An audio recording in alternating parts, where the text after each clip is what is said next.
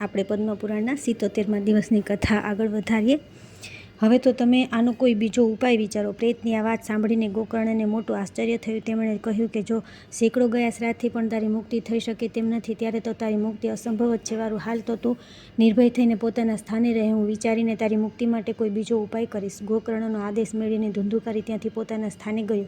અહીં ગોકર્ણે રાતભર વિચાર કર્યો તો પણ તેમને કોઈ ઉપાય સૂઝ્યો નહીં. સવારે તેમને આવેલા જોઈને લોકો પ્રેમથી તેમને મળવા આવ્યા. ત્યારે ગોકર્ણે રાત્રે જે કંઈ બન્યું હતું તે બધું તેમને કહી સંભળાવ્યું. તે લોકોમાં જો વિદ્વાન, યોગનિષ્ઠ, જ્ઞાની અને વેદોના જાણનાર હતા, તેમને પણ અનેક શાસ્ત્રો ઉથલાવી જોયા તો પણ ધુંધુકારીની મુક્તિનો કોઈ ઉપાય મળ્યો નહીં. ત્યારે સૌએ એવો નિશ્ચય કર્યો કે આ બાબતમાં સૂર્યનારાયણ જે આજ્ઞા કરે તેમ કરવું જોઈએ. તેથી ગોકર્ણે પોતાના તપોબળથી સૂર્યની ગતિને થંભાવી દીધી અને તેમણે સ્તુતિ કરી કે હે ભગવાન, આપ સઘળા સંસારના સાક્ષી છો. હું આપને નમસ્કાર કરું છું. કૃપા કરીને આપ મને ધુંધુકારીની મુક્તિનું સાધન બતાવો. ગોકર્ણની આ વાત સાંભળીને સૂર્યદેવે દૂરથી સ્પષ્ટ શબ્દમાં કહ્યું કે શ્રીમદ ભાગવતથી મુક્તિ થઈ શકે છે, તેથી તમે તેનું સપ્તાહ પારાયણ કરો. સૂર્યનું આ ધર્મમય વચન ત્યાં સૌએ સાંભળ્યું. ત્યારે બધાએ એમ જ કહ્યું કે પ્રયત્નપૂર્વક આ જ કરો, અને આ સાધન છે પણ ઘણું સરળ છે. તેથી ગોકર્ણજી પણ તે અનુસાર નિશ્ચય કરીને કથા સાંભળવા માટે તૈયાર થયા. દેશ અને ગામડાઓમાંથી અનેક લોકો કથા સાંભળવા આવ્યા. એટલું જ નહીં, ઘણા બધા લૂલા, લંગડા, આંધળા, વૃદ્ધો અને મંદબુદ્ધિ મનુષ્ય પણ પોતાના પાપોના નિવારણમાં ઉદ્દેશથી ત્યાં આવી પહોંચ્યા. આ રીતે ત્યાં એટલી ભીડ થઈ ગઈ કે તે જોઈને દેવતાઓને પણ આશ્ચર્ય થયું. જ્યારે ગોકર્ણજી વ્યાસગાદી પર બિરાજીને કથા કહેવા લાગ્યા, ત્યારે પેલો પ્રેત પણ ત્યાં આવ્યો અને બેસવા માટે અહીં તહીં જગ્યા શોધવા લાગ્યો. એ દરમિયાન તેની નજર ઊભા રાખેલા 7 ગાંઠવાળા એક વાંસ પર પડી. તેની નીચેના છિદ્રમાં પ્રવેશીને તે કથા સાંભળવા બેઠો. વાયુરૂપ હોવાના કારણે તે બહાર ક્યાંય બેસી શકે એમ નહોતું, તેથી વાંસમાં પ્રવેશ કર્યો. ગોકર્ણજી એક વૈષ્ણવ બ્રાહ્મણને મુખ્ય શ્રોતા બનાવ્યો અને પહેલેથી સ્કંદથી સ્પષ્ટ સ્વરે કથા સાંભળવાનું શરૂ કર્યું. સંધ્યાકાળે જ્યારે કથાને વિરામ આપવાનો આવ્યો, ત્યારે એક ઘણી વિચિત્ર ઘટના બની. ત્યાં સભાજનોના દેખાતા જ પેલા વાંસની એક ગાંઠ તડ શબ્દ કરતા ફાટી. આ જ રીતે બીજા દિવસે સાયંકાળે બીજી ગાંઠ ફાટી અને ત્રીજા દિવસે તે જ સમયે ત્રીજી ગાંઠ ફાટી. આ પ્રમાણે 7 દિવસોમાં 7 ગાંઠો ફાટીને ધુંધુકારી 12 સ્કંદ સાંભળવાથી પવિત્ર થયો અને પ્રેતયોનીમાંથી મુક્ત થઈ ગયો તથા દિવ્ય રૂપ ધારણ કરીને સૌ સમક્ષ પ્રગટ થયો. તેનું મેઘ જેવું શ્યામ શરીર પીતાંબર અને તુલસી માળાઓથી સુશોભિત હતું તથા મસ્તક પર મનોહર મુગટ અને કાનોમાં સુંદર કુંડળ ઝગમગી રહ્યા હતા. તેણે તરત જ પોતાના ભાઈ ગોકર્ણને પ્રણામ કરીને કહ્યું કે ભાઈ, તમે કૃપા કરી મને પ્રેતયોની યાતનામાંથી મુક્ત કર્યો. પ્રેત પીડાનો નાશ કરનારી આ શ્રીમદ ભાગવત કથા ધન્ય છે અને શ્રી કૃષ્ણચંદ્રના ધામની પ્રાપ્તિ કરાવનારું એનું સપ્તાહ પરાયણ પણ ધન્ય છે. જ્યારે સપ્તાહ શ્રવણનો યોગ થાય છે ત્યારે બધા પાપ થથરી ઉઠે છે. હવે ભાગવતની આ કથા તત્કાળ અમારો અંત કરી દેશે. જેમ અગ્નિ ભીના સૂકા નાના મોટા તમામ પ્રકારના લાકડાને બાળી નાખે છે, તે જ રીતે આ સપ્તાહ શ્રવણ મન, વચન અને કર્મ વડે કરેલા નવા જૂના નાના મોટા બધી જ જાતના પાપોને ભસ્મ કરી દે છે. વિદ્વાનોએ દેવતાઓની સભામાં કહ્યું કે જે લોકો આ ભારત વર્ષમાં શ્રીમદ ભાગવતની કથા સાંભળતા નથી તેમનો જન્મ વ્યર્થ જ છે. જો મોહપૂર્વક લાલન પાલન કરીને અનિત્ય શરીરને હૃષ્ટપુષ્ટ અને બળવાન પણ બનાવ્યું તો પણ શ્રીમદ ભાગવતની કથા સાંભળવામાં ન આવે તો તેનાથી શો લાભ થયો? હાડકાં અને આ શરીરના આધારસ્તંભ છે. નસો નાડીઓ રૂપી દોરડીઓથી બંધાયેલું, ઉપરથી તેના પર માંસ અને રક્ત લોપીને ચામડીથી મઢી દીધેલું છે. તેના પ્રત્યેક અંગમાં દુર્ગંધ છે, કારણ કે તે તો મળમૂત્રનું પાત્ર છે. વૃદ્ધત્વ અને શોકના કારણે તે પરિણામે દુઃખમય જ છે. રોગોનું તો એ ઘર છે. એ નિરંતર કોઈને કોઈ કામનાથી પીડિત રહે છે, ક્યારેય તૃપ્ત થતું નથી. એને ધારણ કરવું એ પણ એક ભારત છે. એના રોમે રોમમાં દોષ ભરેલા છે અને તેને નાશ પામવામાં એક ક્ષણ પણ લાગતી નથી. અંતમાં જો એને દાટવામાં આવે છે તો તેના કીડા બની જાય છે. કોઈ પશુ ખાય છે તો કોઈ વિષ્ટા ખાય છે, અને એને અગ્નિમાં બાળવામાં આવે છે તો રાખની ઢગલી થઈ જાય છે. તેની આ 3 ગતિઓ બતાવવામાં આવી છે. આવા અસ્થાયી શરીર થકી અવિનાશી ફળ આપનારું કામ મનુષ્ય કેમ નથી બનાવી લેતો? જે અન્ન સવારે રાંધવામાં આવે છે તે સાંજ સુધીમાં બગડી જાય છે, તો પછી તેના રસથી પુષ્ટ બનેલા શરીરનું નિત્યપણું કેવું? આ લોકમાં સપ્તાહ શ્રવણ કરવાથી ભગવાનની તત્કાળ પ્રાપ્તિ થઈ શકે છે. તેથી તમામ પ્રકારના દોષોના નિવારણ માટે એકમાત્ર આ સાધન છે. જે લોકો ભાગવતની કથાથી વંચિત છે તેઓ તો પાણીમાં પરપોટા અને જીવોમાં મચ્છરોની જેમ માત્ર મરવા માટે જન્મે છે. ભલા જેના પ્રભાવથી જળ અને સૂકેલા વાંસની ગાંઠો ફાટી શકે છે, તે ભાગવત કથાનું શ્રવણ કરવાથી ચિત્તની ગાંઠો ખુલી જાય એમાં શી મોટી વાત છે? સપ્તાહ શ્રવણ કરવાથી મનુષ્ય હૃદયની ગાંઠો ખુલી જાય છે, તેના સમસ્ત સંશયો છેદાઈ જાય છે અને સઘળા કર્મ ક્ષીણ થઈ જાય છે. આ ભાગવત કથારૂપી તીર્થ સંસારનો કીચડ ધોવામાં ઘણું કુશળ છે. વિદ્વાનો કહે છે કે આ જ્યારે હૃદયમાં સ્થિત થાય છે ત્યારે મનુષ્યની મુક્તિ નિશ્ચિત જ થાય છે. જે સમયે ધુંધુકારી આ બધી વાતો કહી રહ્યો હતો તેના માટે વૈકુંઠવાસી પાર્ષદો સહિત એક વિમાન ઉતર્યું, જેમાંથી બધી બાજુ વર્તુળાકાર પ્રકાશ ફેલાતો હતો. સૌ સમક્ષ ધુંધુકારી તે વિમાન પર ચડ્યો ત્યારે તે વિમાન પર આવેલા પાર્ષદોને જોઈને ગોકર્ણ તેમને આ વાત પૂછી. ભગવાનના પ્રિય પાર્ષદો, અહીં અમારા અનેક શુદ્ધ હૃદયી શ્રોતાઓ છે, તે બધા માટે તમે એક સાથે ઘણા બધા વિમાન કેમ નથી લાવ્યા? અમે જોઈએ છીએ કે અહીં બધા જ સમાનપણે કથા સાંભળી છે, તો તમે પછી ફળના પ્રકારનો ભેદ કેમ થયો છે એ બતાવો. ભગવાન સેવકોએ કહ્યું કે હે માનદ, આ ફળ ભેદનું કારણ તેમના શ્રવણનો ભેદ છે. એ સાચું છે કે શ્રવણ તો બધાએ સમાનપણે કર્યું, પણ એના જેવું મનન નથી કર્યું. તેથી જ એક સાથે ભજન કરવા છતાંય તેના ફળમાં ભેદ રહ્યો છે. આ પ્રેતે 7 દિવસ સુધી નિરાહાર રહીને શ્રવણ કર્યું તથા સાંભળેલા વિષયનું સ્થિર ચિત્તે એ ખૂબ મનન નિધિધ્યાસન પણ કરતો રહ્યો. જે જ્ઞાન દ્રઢ થતું નથી તે વ્યર્થ થઈ જાય છે. આ જ રીતે ધ્યાન નહીં આપવાથી, શ્રવણનું સંદેહ કરવાથી, મંત્રનું અને ચિત્તના અહીં અહીં ભટકતા રહેવાથી જપનું પણ કોઈ ફળ મળતું નથી. વૈષ્ણવહીન દેશ, અપાત્રને કરાવેલ શ્રાદ્ધ ભોજન, અશ્રોતીયને આપેલું દાન અને આચારહીન કુળ, આ બધાનો નાશ થઈ જાય છે. ગુરુના વચનોમાં વિશ્વાસ, દીનતાનો ભાવ, મનના દોષ પર વિજય, કથામાં ચિત્તની એકાગ્રતા વગેરે નિયમોનું પાલન કરવામાં આવે તો શ્રવણનું યથાર્થ ફળ મળે છે. જો આ શ્રોતાઓ આ રીતે ફરીથી શ્રીમદ ભાગવત કથા સાંભળશે તો સૌને વૈકુંઠની પ્રાપ્તિ અવશ્ય થશે. અને હે ગોકર્ણજી, તમને તો ભગવાન સ્વયં આવીને ગોલોકધામમાં લઈ જશે. આમ કહીને તે બધા પાર્ષદો હરિકીર્તન કરતાં કરતાં વૈકુંઠ લોકમાં ગયા. ગોકર્ણજીએ શ્રાવણ માસમાં ફરીથી તે રીતે સપ્તાહક્રમથી કથા કહી અને શ્રોતાઓ તે કથા ફરીથી 7 દિવસ સાંભળી. હે નારદજી, તે કથાની સમાપ્તિ થતાં જે કંઈ બન્યું તે સાંભળો. ત્યાં ભક્તોથી ભરેલા વિમાનો સાથે ભગવાન પ્રગટ થયા. બધી બાજુએથી જય જયકાર અને નમસ્કારના ધ્વનિ થવા લાગ્યા. ભગવાન સ્વયં આનંદિત થઈને પોતાના 5 જન્ય શંખનો ધ્વનિ કરવા લાગ્યા અને તેમને ગોકર્ણને આલિંગને પોતાના જેવા જ બનાવી દીધા. તેમણે ક્ષણવારમાં જ અન્ય સર્વ શ્રોતાઓને પણ મેઘ સમાન શ્યામવર્ણ, રેશમી પીતાંબરધારી તથા કિરીટ કુંડળ વગેરેથી વિભૂષિત કરી દીધા. તે ગામમાં કૂતરા અને ચાંડાલ સુધીના જેટલા પણ જીવ હતા તે બધાને ગોકર્ણજીની કૃપાથી વિમાનો પર ચઢાવવામાં આવ્યા. જ્યાં યોગીઓ જાય છે તે ભગવાન ધામમાં તેમને મોકલવામાં આવ્યા. આ રીતે ભક્તવત્સલ ભગવાન શ્રીકૃષ્ણ કથા શ્રવણથી પ્રસન્ન થઈને ગોકર્ણજીને સાથે લઈને પોતાના ગોપ બાલોના પ્રિય ગોલોક ધામમાં ગયા. પહેલાના સમયે જેમ અયોધ્યાવાસીઓ ભગવાન શ્રીરામની સાથે સાકેત ધામમાં સીધાવ્યા હતા, તેવી જ રીતે ભગવાન શ્રીકૃષ્ણ તે બધાને યોગીઓ માટે પણ દુર્લભ એવા ગોલોક ધામમાં લઈ ગયા. જે લોકમાં સૂર્ય, ચંદ્ર અને સિદ્ધોની પણ કદી ગતિ થઈ શકતી નથી, તે લોકમાં તેઓ શ્રીમદ ભાગવતનું શ્રવણ કરવાથી ગયા. હે નારદજી, સપ્તાહ યજ્ઞ વડે કથાનું શ્રવણ કરવાથી જેવું ઉજ્જવળ ફળ સંચિત થાય છે એ વિશે અમે તમને શું કહીએ? અરે, જેમણે પોતાના કાનોથી ગોકર્ણજીએ કહેલી કથાના એક અક્ષરનું પણ પાન કર્યું, તેઓ પછી માતાના ગર્ભમાં આવ્યા નહીં. લોકો વાયુ, જળ કે પાંદડા ખાઈને, શરીર સૂકવી નાખીને, ઘણા સમય સુધી ઘોર તપસ્યા કરીને અને યોગાભ્યાસ કરીને પણ જે ગતિ પામી શકતા નથી, તે ગતિ તેઓ સપ્તાહ શ્રવણથી સહેજમાં પ્રાપ્ત કરી લે છે. આ પરમ પવિત્ર ઇતિહાસનો પાઠ ચિત્રકૂટ પર બિરાજમાન મુનીશ્વર શાંડિલ્ય પણ બ્રહ્માનંદ મગ્ન થઈને કરતા રહે છે. આ કથા ઘણી જ પવિત્ર છે. એક જ વારના શ્રવણથી તે સમસ્ત પાપ રાશિને ભસ્મ કરી દે છે. જો શ્રાદ્ધના સમયે એનો પાઠ કરવામાં આવે તો તેનાથી પિતૃઓને અત્યંત તૃપ્તિ થાય છે અને તેનો નિત્ય પાઠ કરવાથી મોક્ષની પ્રાપ્તિ થાય છે. ત્યાર પછી આવે છે શ્રીમદ ભાગવત સપ્તાહ પરાયણ વિધિ તથા ભાગવત મહાત્મ્યનું ઉપસંહાર. શ્રી શંકાદી કહે છે કે હે નારદજી, હવે તમને સપ્તાહ શ્રવણની વિધિ બતાવીએ છીએ. આ વિધિ ઘણું કરીને લોકોની સહાયતા અને ધનથી સાધ્ય છે એમ કહેવાયું છે. પહેલાં તો પ્રયત્નપૂર્વક જ્યોતિષીને બોલાવીને મુહૂર્ત પૂછવું જોઈએ તથા જેમ લગ્ન માટે ધનનો પ્રબંધ કરવામાં આવે છે તે જ રીતે આ સપ્તાહ યજ્ઞ માટે ધનની વ્યવસ્થા કરવી જોઈએ. કથાનો આરંભ કરવામાં ભાદરવો, આસો, કારતક, માક્ષર, અષાઢ અને શ્રાવણ આ 6 મહિના શ્રોતાઓ માટે મોક્ષ પ્રાપ્તિના કારણ છે. હે દેવર્ષિ, આ મહિનાઓમાં પણ ભદ્રા, વ્યતિપાત વગેરે કુપયોગનો સર્વથા ત્યાગ કરવો જોઈએ તથા બીજા જે લોકો ઉત્સાહી હોય તેમને પોતાના સહાયક બનાવવા જોઈએ. પછી પ્રયત્નપૂર્વક દેશ દેશાંતરોમાં એ સંદેશ મોકલવો જોઈએ કે અહીં કથા થશે તો બધા લોકોએ પરિવાર સહિત પધારવાનું છે. સ્ત્રીઓ અને શૂદ્રો વગેરે ભાગવત કથા અને સંકીર્તન છેટા પડી ગયા છે, તેમને પણ સૂચના મળી જાય એવી વ્યવસ્થા કરવી જોઈએ. દેશ દેશમાં વિરક્ત વૈષ્ણવો અને હરિકીર્તન પ્રેમી હોય તેમને નિમંત્રણ પત્ર અવશ્ય મોકલો. તેને લખવાની વિધિ આ પ્રમાણે બતાવવામાં આવી છે. મહાનુભાવો, અહીં 7 દિવસ સુધી સત્પુરુષોનો અત્યંત દુર્લભ સમાગમ થશે અને અપૂર્વ રસમય શ્રીમદ ભાગવતની કથા થશે. આ ભાગવત રસનો રસિક છો, તેથી ભાગવતામૃતનું પાન કરવા માટે પ્રેમપૂર્વક જલ્દીથી પધારવાની કૃપા કરશો. આપને જો વિશેષ અવકાશ ન હોય તો પણ 1 દિવસ માટે તો અવશ્ય પધારવાની કૃપા કરવી, કારણ કે અહીંની તો એક ક્ષણ પણ અત્યંત દુર્લભ છે. આ રીતે વિનયપૂર્વક તેમને નિમંત્રિત કરવા અને જે લોકો આવે તેમના માટે યથાયોગ્ય નિવાસ સ્થાનનો પ્રબંધ કરવો. કથાનું શ્રવણ કોઈ તીર્થ સ્થળે, વનમાં અથવા પોતાના ઘરે થાય એ પણ સારું માનવામાં આવ્યું છે. જ્યાં લાંબુ પહોળું મેદાન હોય ત્યાં જ કથાનું સ્થળ રાખવું જોઈએ. ભૂમિનું શોધન, માર્જન અને લેપન કરીને રંગબેરંગી ધાતુઓથી ચોકપૂર્વક ઘરની બધી સામગ્રી ઉપાડી લઈને એક ખૂણામાં મૂકવી. 5 દિવસ અગાઉથી જ પ્રયત્નપૂર્વક ઘણા પાથરવાના વસ્ત્ર એકઠા કરી લેવા તથા કેળના ખંભાઓથી સુશોભિત એક ઊંચો મંડપ તૈયાર કરવો. એને બધી તરફ ફળ ફૂલ પાંદડાથી તથા ચંદરવાથી અલંકૃત કરવો તથા ચારે ધજા તરફ ધજાઓ લગાડીને જાત જાતની સામગ્રીથી સજાવવો.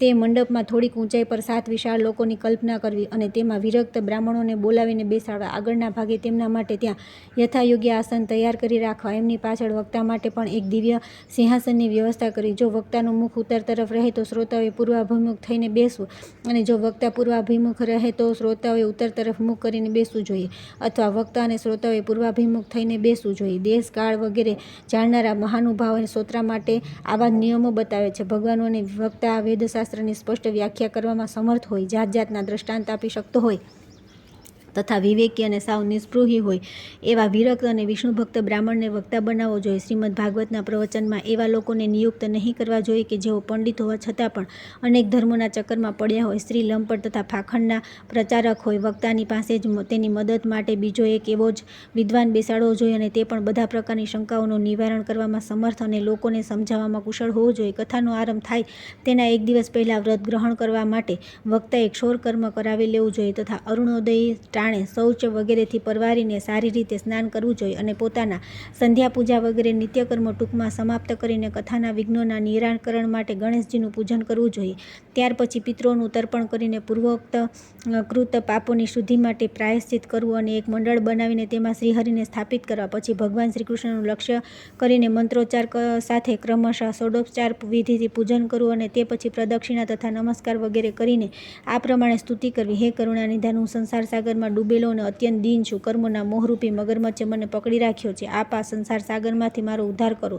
તે પછી ધૂપ દીપ વગેરે સામગ્રીઓથી શ્રીમદ ભાગવત ગ્રંથની પણ ખૂબ ઉત્સાહ અને પ્રેમપૂર્વક વિધિ વિધાન અનુસાર પૂજા કરવી. પછી ગ્રંથની આગળ નાળિયેર મૂકીને નમસ્કાર કરવા અને પ્રસન્નચિત્તે આ પ્રમાણે પ્રાર્થના કરવી. શ્રીમદ ભાગવતના રૂપમાં આપ સાક્ષાત શ્રી કૃષ્ણચંદ્ર બિરાજમાન છો. હે નાથ, મેં ભવસાગરમાંથી છુટકારો મેળવવા આપનું શરણ લીધું છે. આપ મારો આ મનોરથ કોઈ વિઘ્ન બધાવાર વગર સાંગોપાંગ પૂર્ણ કરો. હે કેશવ, હું આપનો દાસ છું.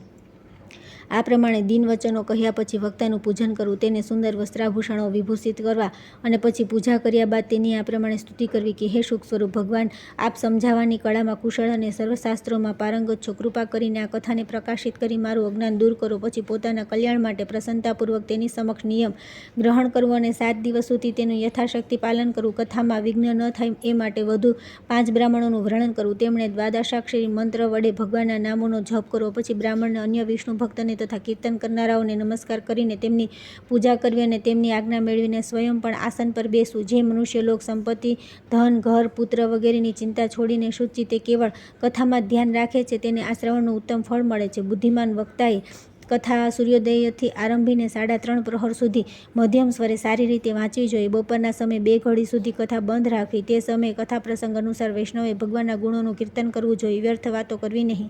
કથાના સમયે મળમૂત્રનો વિસર્ગત કરવા માટે અલ્પાહાર સુકારક બને છે. તેથી શ્રોતાએ કેવળ એક જ ટંક હવિષ્યાન્નનું ભોજન કરવું. જો શક્તિ હોય તો 7 દિવસ ઉપવાસ કરીને અથવા માત્ર ઘી કે દૂધ પીને સુખેથી શ્રવણ કરવું અથવા ફળાહાર કરવો. એક જ ટંક જમવું, જેનાથી જેવો નિયમ સુવિધાથી સધાય તે કથા શ્રવણ માટે ધારણ કરવો. હું તો ઉપવાસ કરવા કરતાં ભોજન કરવું એ સારું એમ સમજું છું કે જો તે ભોજન કથા શ્રવણમાં સહાયક હોય તો ઉપવાસ કરવાથી શ્રવણમાં અડચણ થાય તો તે શા કામનો. હે નારદજી, નિયમપૂર્વક સપ્તાહ સાંભળનાર પુરુષો માટેનો નિયમ સાંભળો.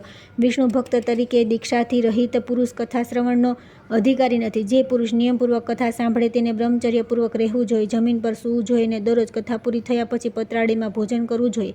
દાળ, મધ, તેલ, ભારે ખોરાક, ભાવદૂષિત પદાર્થ અને વાસી ખોરાક આનો એણે સદાય ત્યાગ કરવો જોઈએ. કામ, ક્રોધ, મદ, માન, મત્સર, લોભ, દંભ, મોહ અને દ્વેષને તો પોતાની પાસે ફરકવા પણ ન દેવા જોઈએ. તેણે વેદ, વૈષ્ણવ, બ્રાહ્મણ, ગુરુ, ગૌસેવક તથા સ્ત્રી, રાજા અને મહાપુરુષોની નિંદાથી પણ બચવું જોઈએ. નિયમપૂર્વક કથા સાંભળનાર પુરુષે રજસ્વાલા સ્ત્રી, અત્યંત મલેશ, પતિત, ગાયત્રીહીન બ્રાહ્મણ, બ્રાહ્મણોનો દ્વેષ કરનાર અને વેદને નહીં માનનાર સાથે વાત નહીં કરવી જોઈએ. હંમેશા સત્ય, શૌચ, દયા, મૌન, સરળતા, વિનય અને ઉદારતાયુક્ત વર્તન કરવું જોઈએ. ધનહીન, ક્ષયરોગી, કોઈ અન્ય રોગથી પીડિત, ભાગ્યહીન, પાપી, પુત્રહીન અને મુમુક્ષુએ પણ આ કથા સાંભળવી. જે સ્ત્રીનું રજોદર્શન અટકી ગયું હોય, જેને એક જ સંતાન પછી અન્ય સંતાન થયું ન હોય, જે વંધ્યા હોય, જેને સંતાન થઈને મરી જતું હોય અથવા જેનો ગર્ભ પડી જતો હોય, તેણે પ્રયત્નપૂર્વક આ કથા સાંભળવી જોઈએ.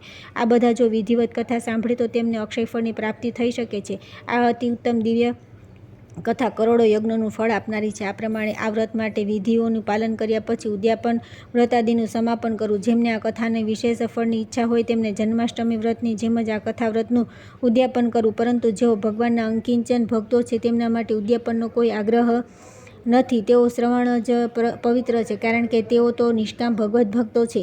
આ રીતે જ્યારે સપ્તાહ યજ્ઞ સમાપ્ત થાય ત્યારે શ્રોતાઓએ અત્યંત ભક્તિભાવથી ગ્રંથનું અને વક્તાનું પૂજન કરવું જોઈએ. એ પછી વક્તાએ શ્રોતાઓને પ્રસાદ, તુલસી અને પ્રસાદી માળાઓ આપવી તથા બધા લોકોએ મૃદંગ અને ઝાંઝ પખાજના મનોહર ધ્વનિ સાથે કીર્તન કરવું.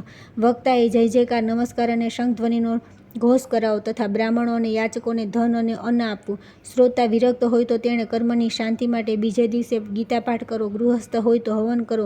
તે હવનમાં દશમ સ્કંદનો એક શ્લોક બોલીને ખીર, મધ, ઘી, તેલ, અન્ન વગેરે સામગ્રીઓથી વિધિપૂર્વક આહુતિ આપવી અથવા એકાગ્રચિત્તે ગાયત્રી મંત્ર વડે હવન કરો. કારણ કે તાત્વિક રીતે આ મહાપુરાણ ગાયત્રી સ્વરૂપ જ છે. હોમ કરવાની શક્તિ ન હોય તો તેનું ફળ પામવા માટે બ્રાહ્મણોને હવન સામગ્રીનું દાન કરવું તથા અનેકવિધ ત્રુટિઓને દૂર કરવા માટે અને વિધિમાં પણ જો ઉણપ રહી ગઈ હોય તો તેના દોષોનું શમન કરવા માટે વિષ્ણુ સહસ્રનામનો પાઠ કરવો. આમ કરવાથી બધા કર્મ સફળ થાય છે, કારણ કે કોઈ કર્મ આનાથી ઉત્તમ નથી. પછી બ્રાહ્મણોને ખીર, મધ વગેરે ઉત્તમોત્તમ પદાર્થ જમાડવા તથા વ્રતની પૂર્તિ માટે ગાય અને સુવર્ણનું દાન કરવું. શક્તિ હોય તો 3 તોલા સુવર્ણનું એક સિંહાસન બનાવડાવવું.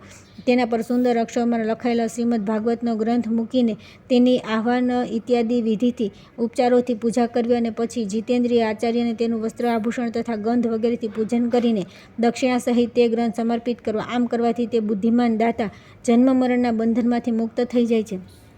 સપ્તાહપરાયણ આ વિધિ બધા પાપોનું નિવારણ કરનારી છે. તેનું આ રીતે બરાબર પાલન કરવાથી આ મંગલમય ભાગવત પુરાણ અભીષ્ટ ફળ આપે છે તથા અર્થ, ધર્મ, કામ અને મોક્ષ એ ચારેયની પ્રાપ્તિનું સાધન બની જાય છે. એમાં સંદેહ નથી. સનકાદિ કહે છે કે નારદજી, આ પ્રમાણે અમે આ સપ્તાહ શ્રવણની વિધિ તમને પૂરેપૂરી સંભળાવી દીધી. હવે બીજું શું સાંભળવા ઈચ્છો છો? આ શ્રીમદ ભાગવતથી ભોગ અને મોક્ષ બંને હાથ લાગે છે. સૂતજી કહે છે કે હે શૌનકજી, આમ કહીને મહામુનિ સનકાદિએ 1 સપ્તાહ સુધી વિધિપૂર્વક આ સર્વ પાપોનો નાશ કરનારી પરમ પવિત્ર તથા ભોગ અને મોક્ષ આપનારી ભાગવત કથાનું પ્રવચન કર્યું. સર્વ શ્રોતાઓએ નિયમપૂર્વક તેનું શ્રવણ કર્યું. ત્યાર પછી તેમણે વિધિપૂર્વક ભગવાન પુરુષોત્તમની સ્તુતિ કરી. કથાના અંતમાં જ્ઞાન, વૈરાગ્ય અને ભક્તિને ઘણી પુષ્ટિ મળી અને તે ત્રણેય એકદમ તરુણ બનીને બધા જીવોનું ચિત્ત પોતાની તરફ આકર્ષિત કરવા લાગ્યા. પોતાનો મનોરથ પૂર્ણ થવાથી નારદજીએ પણ ઘણી પ્રસન્નતા થઈ. તેમના સમસ્ત શરીરમાં રોમાંચ થઈ આવ્યો અને તેઓ પરમાનંદથી પૂર્ણ બની ગયા. આ રીતે કથા શ્રવણ કરીને ભગવાનના પ્રિય નારદજીએ હાથ જોડીને પ્રેમથી ગદગદ વાણીમાં સનકાદિકને કહ્યું. નારદજીએ કહ્યું કે હું ધન્ય છું. તમે કરુણા કરીને મને ઘણો જ અનુગ્રહિત કર્યો છે. આજે મને સર્વ પાપહારી ભગવાન શ્રી હરિની જ પ્રાપ્તિ થઈ ગઈ. હે તપોધન, હું શ્રીમદ ભાગવતના શ્રવણને જ સર્વ ધર્મોમાં શ્રેષ્ઠ માનું છું, કારણ કે તેના શ્રવણથી વૈકુંઠ વિહારી શ્રીકૃષ્ણની પ્રાપ્તિ થાય છે. સૂતજી કહે છે કે હે શૌનકજી, વૈષ્ણવ શ્રેષ્ઠ નારદજી જ્યારે આમ કહી રહ્યા હતા ત્યારે ત્યાં વિચરણ કરતા યોગેશ્વર સુખદેવજી આવી પહોંચ્યા. કથા સમાપ્ત થતાં જ વ્યાસનંદન સુખદેવજી ત્યાં પધાર્યા. 16 વર્ષની ઉંમર આત્મલાભથી પૂર્ણ જ્ઞાનરૂપી મહાસાગરનું સંવર્ધન કરવા માટે ચંદ્ર સમાન એવા તેઓ પ્રેમથી ધીરે ધીરે ભગવતનો પાઠ કરી રહ્યા હતા. પરમ તેજસ્વી સુખદેવજીને જોઈને તમામ સભાજનો ઝટપટ ઊભા થઈ ગયા અને તેમને એક ઊંચા આસન પર બેસાડ્યા. પછી દેવર્ષિ નારદે તેમનું પ્રેમપૂર્વક પૂજન કર્યું. તેમણે સુખેથી બેસીને કહ્યું કે તમે મારી નિર્મળ વાણી સાંભળો. સુખદેવજી બોલ્યા કે હે રસિક અને ભાવિકજનો, શ્રીમદ ભાગવતરૂપી વેદરૂપી કલ્પવૃક્ષનું પરિપક્વ ફળ છે. શ્રી સુખદેવજીના મુખનો સંયોગ થવાથી અમૃત રસથી પરિપૂર્ણ છે. આ રસ જ રસ છે. તેમાં નથી તો છોતરું કે નથી ગોટલી.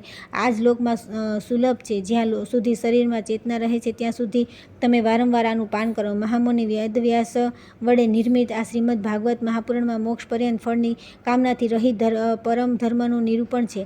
આમાં શુદ્ધ અંતઃકરણવાળા સત્પુરુષોએ જાણવા યોગ્ય એવી વાસ્તવિક વસ્તુ પરમાત્માનું નિરૂપણ થયું છે કે જે વસ્તુ ત્રિવિધ તાપોનો જળમૂળથી નાશ કરનારી અને પરમ કલ્યાણ આપનારી છે. ત્યારે અન્ય કોઈ સાધનનું કે શાસ્ત્રનું પ્રયોજન છે? જે સમયે પુણ્યાત્મા પુરુષો આના શ્રવણની ઈચ્છા કરે છે તે સમયે ઈશ્વર વિના વિલંબ તેના હૃદયમાં આવીને બેસી જાય છે. આ ભાગવત પુરાણોનો તિલક અને વૈષ્ણવનું ધન છે. આમાં પરમહંસોને પ્રાપ્ય વિશુદ્ધ જ્ઞાનનું જ વર્ણન કરવામાં આવ્યું છે તથા જ્ઞાન, વૈરાગ્ય અને ભક્તિ સહિત નિવૃત્તિ માર્ગને પ્રકાશિત કરવામાં આવ્યો છે. જે મનુષ્ય ભક્તિપૂર્વક આના શ્રવણ, પઠન અને મનનમાં તત્પર રહે છે તે મુક્ત થઈ જાય છે. આ રસ સ્વર્ગલોક, સત્યલોક, કૈલાસ અને વૈકુંઠમાં પણ નથી. તેથી હે ભગવાન, ભાગ્યવાન શ્રોતાઓ, તમે આનું ખૂબ પાન કરો. આને કદી ન છોડો અને ન છેડો. સુતજી કહે છે કે સુખદેવજી જ્યારે આમ કહી રહ્યા હતા ત્યારે તે સભાની વચ્ચોવચ્ચ પ્રહલાદ, બલિ, ઉદ્ધવ, અર્જુન વગેરે પાર્ષદ સહિત સાક્ષાત શ્રી હરિ પ્રગટ થયા અને ત્યાં દેવર્ષિ નારદે ભગવાનની અને એમના ભક્તોની યથાયોગ્ય પૂજા કરી. ભગવાનને પ્રસન્ન થઈને દેવર્ષિ તેમને એક વિશાળ સિંહાસન પર બેસાડ્યા અને સૌએ તેમની સામે સંકીર્તન કરવા લાગ્યા. તે કીર્તન જોવા માટે પાર્વતીજી સહિત મહાદેવ અને બ્રહ્માજી પણ આવ્યા. કીર્તનનો આરંભાયું. પ્રહલાદજી પોતે ચંચલ ગતિના હોવાના કારણે કરતાલ વગાડવા લાગ્યા. ઉદ્ધવજીએ ઝાંઝ ઉઠાવી. દેવર્ષિ નારદ વીણાધ્વનિ કરવા લાગ્યા. સ્વર વિજ્ઞાન ગાન વિદ્યામાં કુશળ હોવાના કારણે અર્જુન રાગ આલાપવા લાગ્યા. ઇન્દ્રે મૃદંગ વગાડવાનું શરૂ કર્યું. સનકાદી વચ્ચે વચ્ચે જયઘોષ કરતા રહ્યા અને આ બધાની આગળ સુખદેવજી જાત જાતની અંગભંગી કરીને ભાવ બતાવવા લાગ્યા. આ બધાની વચ્ચે પરમ તેજસ્વી ભક્તિ, જ્ઞાન અને વૈરાગ્ય નટોની જેમ નાચવા લાગ્યા. આવું અલૌકિક કીર્તન જોઈને ભગવાન પ્રસન્ન થયા અને આમ કહેવા લાગ્યા કે હું તમારી આ કથાથી અને કીર્તનથી ઘણો પ્રસન્ન છું. તમારા ભક્તિભાવે અત્યારે મને પોતાને વશ કરી લીધો છે, તેથી તમે મારી પાસેથી વરદાન માગો. ભગવાનના આ વચન સાંભળીને બધા લોકો ઘણા પ્રસન્ન થયા અને પ્રેમ ભીના ચિત્તથી ભગવાનને કહેવા લાગ્યા કે હે ભગવાન, અમારી એવી અભિલાષા છે કે ભવિષ્યમાં પણ જ્યાં ક્યાંય સપ્તાહ કથા થાય ત્યાં આપે આ પાર્ષદો સહિત અવશ્ય પધારો. અમારો આ મનોરથ પૂર્ણ કરી દો. ભગવાન તથાસ્તુ કહીને અંતર્ધ્યાન થઈ ગયા. ત્યાર પછી નારદજીએ ભગવાન તથા તેમના પાર્ષદોના ચરણોને લક્ષ્ય કરીને પ્રણામ કર્યા અને પછી સુખદેવજી વગેરે તપસ્વીઓને પણ નમસ્કાર કર્યા. કથામૃતનું પાન કરવાથી સૌને ઘણો જ આનંદ થયો. તેમનો તમામ મોહ નષ્ટ થઈ ગયો. પછી તો સૌ લોકો પોતપોતાના સ્થાને ગયા. તે સમયે સુખદેવજીએ ભક્તિનું તેમના પુત્રો જ્ઞાન વૈરાગ્ય સહિત પોતાના શાસ્ત્રમાં સ્થાપન કર્યું. તેથી જ ભાગવતનું સેવન કરવાથી શ્રીહરિ વૈષ્ણવોના હૃદયમાં આવી વિરાજે છે. જે લોકો દરિદ્રતા અને દુઃખના જ્વરની જ્વાળાથી દાઝી જતા રહ્યા છે, તેમને માયા પિશાચીની રગદોડી નાખ્યા છે તથા જેઓ સંસાર સાગરમાં ડૂબી રહ્યા છે, તેમનું કલ્યાણ કરવા માટે શ્રીમદ ભાગવત કથા સિંહનાદ કરી રહી છે. શનકાજીએ પૂછ્યું કે હે સુતજી, સુખદેવજીએ રાજા પરીક્ષિતને ગોકર્ણ, ધુંધુકારી અને સનકાદિ કે નારદજીની કથા કયા કયા સમયે આ ગ્રંથ સંભળાવ્યો હતો? મારો આ સંશય દૂર કરો. સુતજીએ કહ્યું કે ભગવાન શ્રી કૃષ્ણે સ્વધામ ગમન કર્યું. એ પછી કળિયુગના 33થી કેટલાક વધુ વર્ષો વીત્યા. ત્યારે ભાદરવા માસના શુક્લ પક્ષની નવમીએ સુખદેવજીએ કથા શરૂ કરી હતી. રાજા પરીક્ષિતે કથા સાંભળી. એ પછી કળિયુગના 200 વર્ષ વીત્યા. ત્યારે અષાઢ માસના શુક્લ પક્ષની નવમીએ ગોકર્ણજીએ આ કથા સંભળાવી. આના પછી કળિયુગના 30 વર્ષ વીતી ગયા. ત્યારે કાર્તક માસના શુક્લ પક્ષની નવમીએ સનકાદિક કથા શરૂ કરી. એ નિષ્પાપ શૌનકજી, તમે જે કંઈ પૂછ્યું તેનો ઉત્તર મેં તમને આપ્યો. આ કળિયુગમાં ભાગવતની કથા ભવરોગનું રામબાણ ઔષધ છે.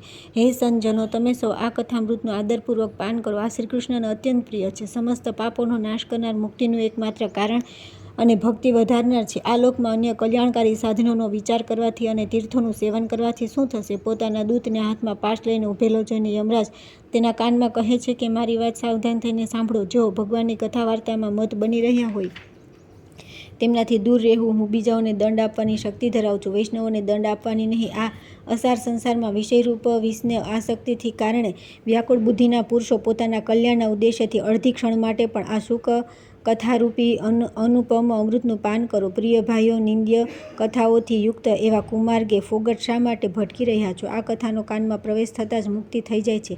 આ વાતના સાક્ષી રાજા પરીક્ષિત છે. શ્રી સુખદેવજી પ્રેમરસના પ્રવાહમાં સ્થિત થઈને આ કથા કહી હતી.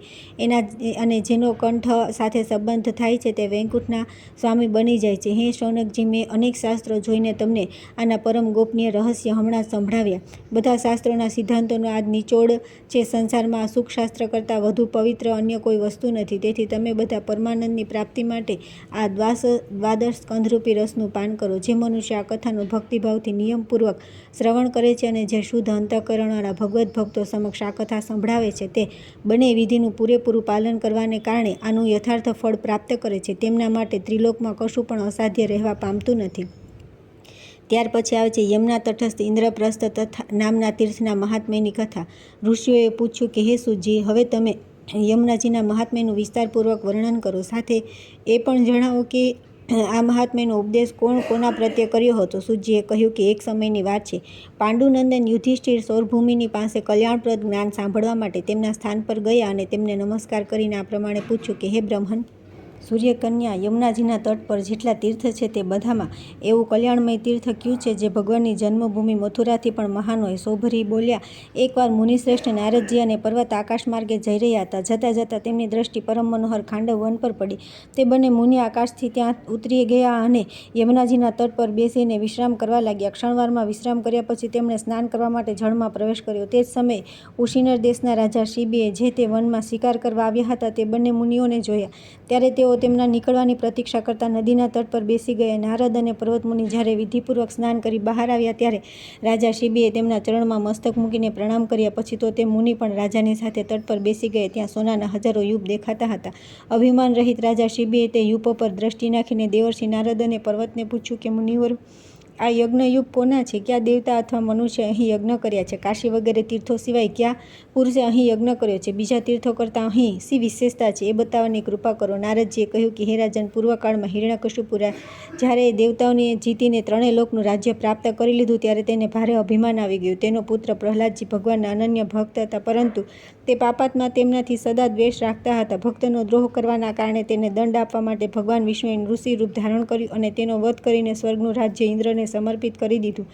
પોતાનું સ્થાન પાછું મળતા ઇન્દ્રે ગુરુ બૃહસ્પતિના ચરણોમાં મસ્તક ઝુકાવીને પ્રણામ કર્યા અને ભગવાન નારાયણના ગુણોનું સ્મરણ કરીને કહ્યું કે ગુરુદેવ, સમસ્ત વિશ્વનું પાલન કરનારા નૃષિ રૂપધારી શ્રીહરિએ મને ફરી દેવતાઓનું રાજ્ય પ્રદાન કર્યું છે. તેથી યજ્ઞો દ્વારા હું તેમનું પૂજન કરવા ચાહું છું. એના માટે તમે મને પવિત્ર સ્થાન બતાવો અને યોગ્ય બ્રાહ્મણોનો પરિચય આપો. તમે અમારા લોકોના હિતેચ્છુ છો, તેથી આ કાર્યમાં વિલંબ ન કરવો જોઈએ. બૃહસ્પતિએ કહ્યું કે હે દેવરાજ, તમારું ખાંડવ વન રમણીય અને પરમ પવિત્ર સ્થાન છે. ત્યાં ત્રિભુવનને પવિત્ર કરનારી પુણ્યમય યમુના નદી છે. જો તમે આત્મીયજનોનું કલ્યાણ ઈચ્છતા હો તો તેના તટ પર જઈને વિવિધ પ્રકારના યજ્ઞો દ્વારા ભગવાન કેશવની આરાધના કરો. ગુરુ બૃહસ્પતિના વચન સાંભળી દેવરાજ ઇન્દ્ર તરત ગુરુ દેવતા અને યજ્ઞ સામગ્રી સાથે ખાંડવ વનમાં આવ્યા. પછી ગુરુની આજ્ઞાથી બ્રહ્મકુમાર, વશિષ્ઠ વગેરે સપ્તર્ષિઓ તથા અન્ય બ્રાહ્મણોની વરણી કરીને ઇન્દ્રે જગતપતિ ભગવાન વિષ્ણુનું યજન કર્યું. આથી પ્રસન્ન થઈ ભગવાન વિષ્ણુ બ્રહ્મા અને મહાદેવજીની સાથે ઇન્દ્રના યજ્ઞમાં પધાર્યા. સરળ ઇન્દ્રના હૃદયના ઇન્દ્ર ત્રણેય દેવતાને ઉપસ્થિત જોઈને તરત આસન પરથી ઊભા થયા અને મુનિઓની સાથે તેમના ચરણોમાં પ્રણામ કર્યા. પછી વાહનોથી ઉતરીને તે ત્રણેય દેવતા સોનાના સિંહાસન પર બિરાજમાન થયા. તે સમયે વેદીઓ પર પ્રજ્વલિત ત્રિવિધ અગ્નિઓની જેમ તે ત્રણેયની શોભા થઈ રહી હતી. શ્વેત અને લાલ વર્ણવાળા શંકર અને બ્રહ્માજીની વચ્ચે બેઠેલા પીતાંબરધારી શ્યામ સુંદર ભગવાન વિષ્ણુ એવા દેખાતા હતા જાણે બે પર્વત શિખરોની વચ્ચે વીજળી સહિત મેઘ દેખાતો હોય. ઇન્દ્રએ તે ત્રણેયના ચરણને ધોઈને તે જળને પોતાના મસ્તક પર ચડાવ્યું અને બહુ પ્રસન્નતા સાથે મધુર વાણીમાં આ પ્રમાણે સ્તુતિ કરવાનો આરંભ કર્યો. ઇન્દ્ર બોલ્યા કે હે દેવ, આજે મારા દ્વારા આરંભ કરેલો આ યજ્ઞ સફળ થઈ ગયો, કેમ કે યોગીઓને પણ જેમના દર્શન દુર્લભ છે તે જ તમે ત્રણેય દેવતા સ્વતઃ મને દર્શન આપવા પધાર્યા છો. હે વિષ્ણુ, જો કે તમે એક જ છો તો પણ સત્વ વગેરે ગુણોનો આશ્રય લઈને તમે તમારા ત્રણ સ્વરૂપ બનાવી લીધા છે. આ ત્રણેય સ્વરૂપોનો ત્રણેય વેદોમાં વર્ણન છે, અથવા આ ત્રણેય રૂપ ત્રણેય વેદ સ્વરૂપ છે. જેમ સ્ફટિકમણિ સ્વતઃ ઉજ્જવળ છે પરંતુ વિવિધ રંગના સંપર્કમાં આવીને વિવિધ રંગોના લાગે છે, તે જ પ્રમાણે તમે એક હોવા છતાં પણ ઉપાધિ ભેદથી અનેક લાગો છો. તમારી આ વિવિધતા સ્ફટિકમણિના રંગોની જેમ મિથ્યા જ છે. હે પ્રભો, જેમ લાકડાઓમાં રહેલા અગ્નિ મંથન કર્યા વિના પ્રગટ થતો નથી, તે જ પ્રમાણે પ્રાણી માત્રના હૃદયમાં રહેલા તમે પરમાત્મા ભક્તિથી જ પ્રત્યક્ષ પ્રગટ થઈને દર્શન આપો છો. તમે દરેક પ્રાણીનો ઉપકાર કરનારા છો. તમારામાંથી એકની પણ ભક્તિ હોય તો અનેકોને સુખ મળે છે. પ્રહલાદજીની કરેલી ભક્તિ દ્વારા આજે બધા દેવતા સુખી થઈ ગયા. હે દેવ, અમે બધા દેવતાઓ વિષય ભોગોમાં જ ફસાયેલા છીએ. અમારા મન પર તમારી માયાનો પડદો પડેલો છે, તેથી અમે તમારા સ્વરૂપને જાણતા નથી. તેનું યથાર્થ જ્ઞાન તો તેમને થાય છે જે તમારા ચરણોના સેવક છે. હે બ્રહ્મા અને મહાદેવજી, તમે બંને પણ આ જગતના ગુરુ છો. આ ગુરુત્વ ભગવાન વિષ્ણુનું છે, તેથી તમે બંને આનાથી અલગ નથી. વાણીથી જે કંઈ પણ કહેવામાં આવે છે, તે મનથી કંઈ વિચારવામાં આવે છે, તે બધું ભગવાન વિષ્ણુની માયા જ છે. કંઈ જોવામાં આવી રહ્યું છે એ બધો પ્રપંચ છે, મિથ્યા છે. એવો વિચાર કરીને મનુષ્ય ભગવાન વિષ્ણુના ચરણોની ભક્તિ કરે છે, તે સંસાર સાગરથી તરી જાય છે. હે મહાદેવજી, એ ચરણોના મહિમાનું વર્ણન ક્યાં સુધી કરીએ, જેમનું જળ તમે પણ પોતાના મસ્તક પર ધારણ કરો છો. હે બ્રહ્માજી, હું તો એ જ ચાહું છું કે જેમની દ્રષ્ટિ પડવા માત્રથી વિકારને પ્રાપ્ત થઈને પ્રકૃતિ, મહતત્વ વગેરે સમગ્ર જગતનું સર્જન કરે છે, તે જ ભગવાન વિષ્ણુના ચરણ કમળોમાં જન્મોજન્મ મારો દ્રઢ અનુરાગ બની રહે. હે ભગવાન ઋષિ, તમારા જેવા દયાળુ પ્રભુ બીજા કોઈ નથી, કેમ કે જે તમારાથી શત્રુતા કરે છે તેમના માટે પણ તમે સુખનો જ વિસ્તાર કરો છો.